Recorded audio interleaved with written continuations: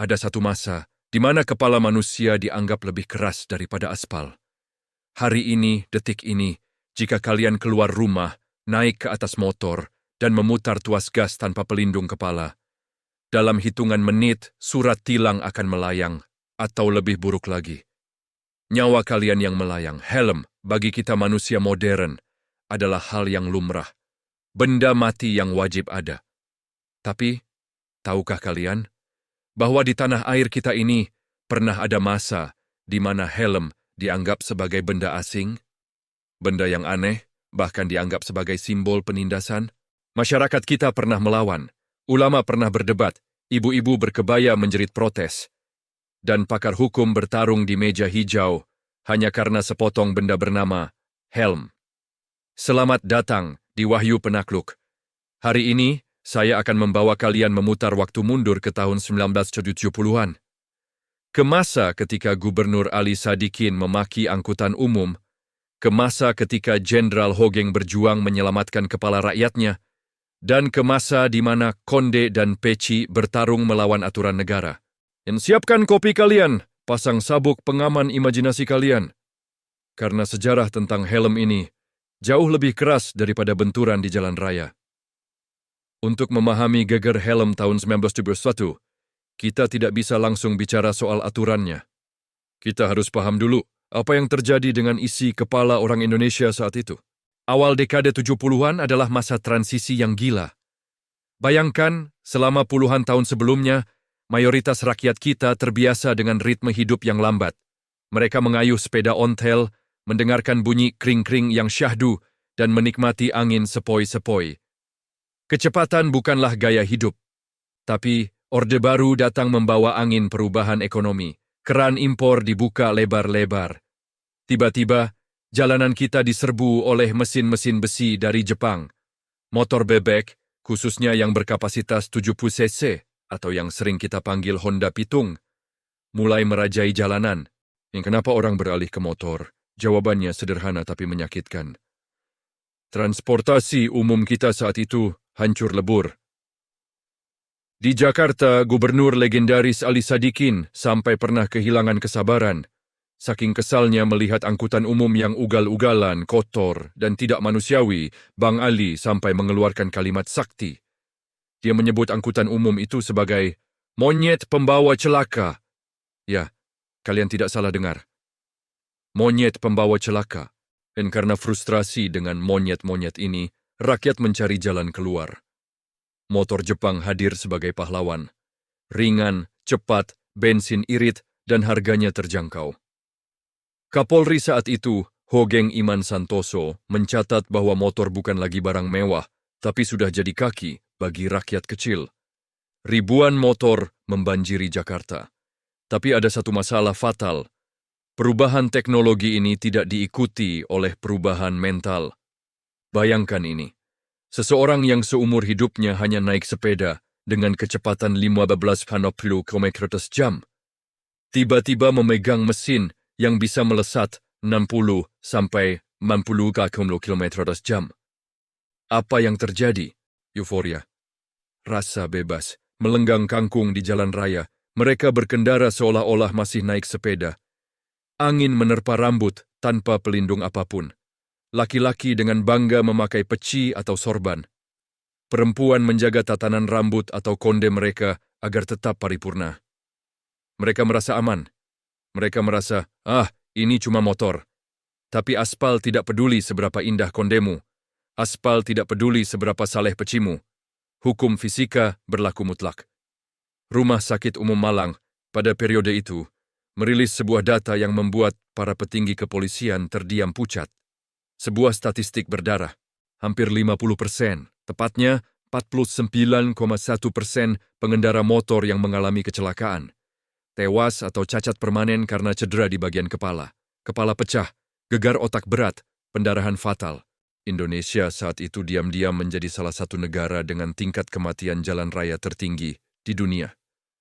Bukan karena perang, tapi karena benturan kepala dengan jalanan. Polisi di lapangan tak bisa berbuat apa-apa. Mereka melihat mayat bergelimpangan, tapi tangan mereka terikat. Kenapa? Karena tidak ada satu pasal pun dalam undang-undang saat itu yang mewajibkan pengendara melindungi kepalanya. Di tengah situasi genting ini muncullah sosok Hogeng Iman Santoso. Bagi kalian yang belum tahu, Hogeng bukan polisi sembarangan. Dia adalah definisi integritas. Sampai ada lelucon terkenal dari Presiden Gus Dur, hanya ada 3 polisi jujur di Indonesia, patung polisi, polisi tidur, dan Hogeng. Hogeng tidak melihat ini sebagai peluang bisnis jualan helm. Dia melihat ini sebagai krisis kemanusiaan. Hatinya tergerak melihat angka kematian yang sia-sia itu. Maka, dengan keberanian yang luar biasa, Hogeng mengambil langkah yang tidak populer. Pada tanggal 1 November 1971, sebuah maklumat dikeluarkan.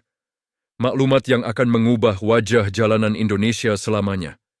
Isinya tegas, setiap pengendara sepeda motor wajib mengenakan topi pengaman atau helm. Ancamannya tidak main-main, sahabat Wahyu, bukan denda uang receh, tapi pencabutan surat izin mengemudi, SIM. Jika kau sayang kepalamu, pakai helm. Jika kau keras kepala, kau tak boleh lagi berkendara. Tapi tunggu dulu, helm seperti apa yang dimaksud Hogeng? Jangan bayangkan helm full face aerodinamis seperti pembalap MotoGP zaman sekarang. Di tahun 1971, standar yang dirumuskan kepolisian cukup primitif namun fungsional untuk zamannya.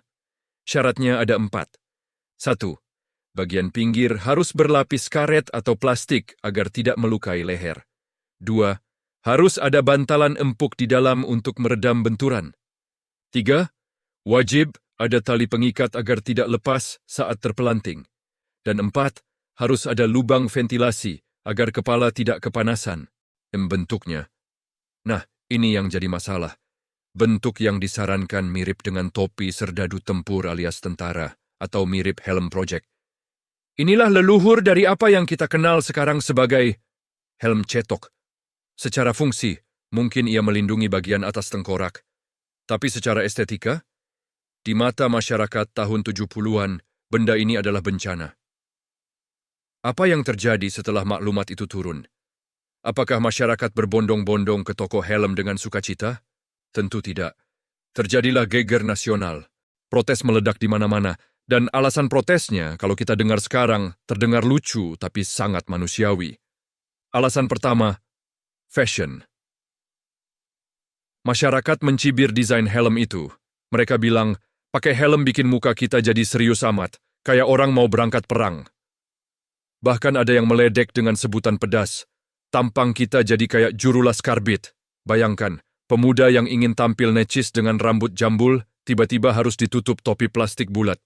Hancur sudah gaya mereka di depan gebetan. Alasan kedua, budaya dan agama. Ini yang lebih sensitif. Para bapak-bapak, haji dan kiai terbiasa memakai peci atau sorban kemana-mana. Bagi mereka, peci adalah identitas. Mengganti peci dengan helm plastik terasa seperti menurunkan derajat kewibawaan. Lalu para ibu-ibu, ini musuh terberat helm. Wanita Indonesia masa itu bangga dengan konde dan sanggul. Bagaimana caranya memasukkan kepala yang bersanggul tinggi ke dalam helm cetok? Mustahil. Helm dianggap perusak kecantikan wanita Indonesia. Alasan ketiga, ekonomi. Kami beli motor saja sudah nyicil, Pak. Masa harus beli topi plastik mahal ini lagi? Rakyat merasa ini akal-akalan untuk memeras uang mereka. Padahal Hogeng sendiri tidak punya pabrik helm. Namun, sahabat Wahyu, perlawanan tidak hanya terjadi di warung kopi atau pasar. Perlawanan naik ke tingkat intelektual tertinggi. Para pakar hukum turun gunung. Kalian harus tahu, perdebatan helm 1971 ini bukan sekadar debat kusir. Ini adalah pertarungan tentang hak asasi dan wewenang polisi. Di sudut biru, menentang aturan helm, berdiri sosok raksasa hukum, Hakim Agung Asikin Kusumaatmadja. Beliau dengan lantang mengkritik kepolisian. Argumennya tajam. Polisi itu penegak hukum, bukan pembuat hukum. Menurut Asikin dan para penentang lainnya, tindakan mewajibkan helm tanpa adanya undang-undang yang disahkan DPR adalah bentuk abus de puissance. Sebuah istilah hukum yang berarti penyalahgunaan kekuasaan. Mereka bertanya, mana dasar hukum positifnya? Di mana pasal yang mewajibkan helm? Polisi tidak bisa seenaknya mengatur cara berpakaian rakyat. Serangan ini telak. Polisi tersudut. Tapi di sudut merah, membela aturan helm, muncul sang Raja Lawyer, Adnan Buyung Nasution. Embang Buyung pasang badan. Dia berargumen dengan logika keselamatan publik. Menurutnya, polisi punya wewenang diskresi demi keselamatan nyawa. Apa gunanya hukum jika rakyatnya mati di jalanan? Kira-kira begitu inti pemikirannya. Polisi berhak mengeluarkan maklumat berdasarkan aturan keselamatan lalu lintas yang sudah ada, meski belum spesifik menyebut helm. Gubernur Ali Sadikin, yang terkenal keras tapi logis, juga langsung berdiri di belakang Hoegeng. Bagi Bang Ali, keselamatan warga Jakarta adalah harga mati.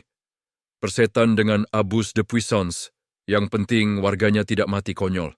Perdebatan itu panas, alot, dan memakan waktu. Tapi akhirnya, logika keselamatanlah yang menang. Tepat tanggal 1 November 1971, Palu diketok. Maklumat Kapolri resmi berlaku penuh. Pemandangan jalanan Indonesia berubah drastis.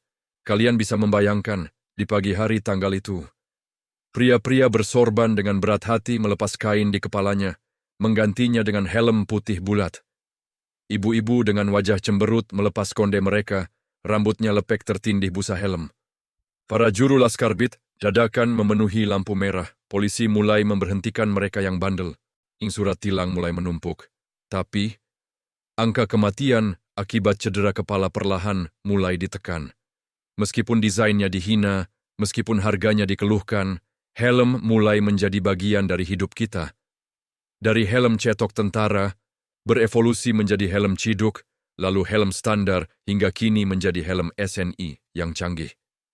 Sahabat penakluk, kisah tahun 1971 ini mengajarkan kita satu hal yang sangat penting tentang karakter bangsa kita.